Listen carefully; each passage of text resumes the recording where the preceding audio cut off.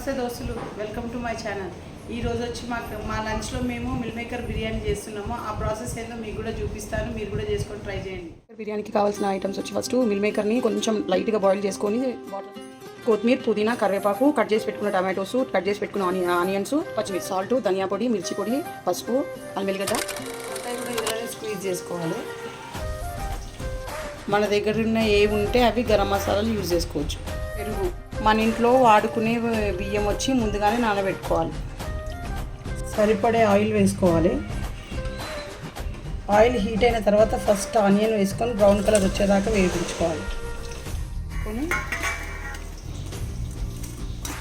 వేసుకొని ఈ గరం మసాలా ఇవన్నీ వేసుకొని ఇవన్నీ ఇందులోనే వేసేసుకోవాలి. వేసుకొని మంచిగా మ్యాగ్నేట్ చేసుకోవాలి. ఇదే టైంలో పెరిగేసుకొని మ్యాగ్నేట్ చేసేసుకోవాలి. ఈ కలర్లో వచ్చిన తర్వాత మనం మ్యాగ్నేట్ చేసుకుని మొత్తం ఇందులో వేసేసాలి. 3 గ్లాసుల బియ్యం తీసుకున్న దీంతో 4.5 గ్లాసులు మనం వాటర్ పోసుకోవాలి. టైంలో రైస్ వేసుకోవాలి. Ready, meal maker biryani ready. Thank you దోస్తులు. Like, share, subscribe.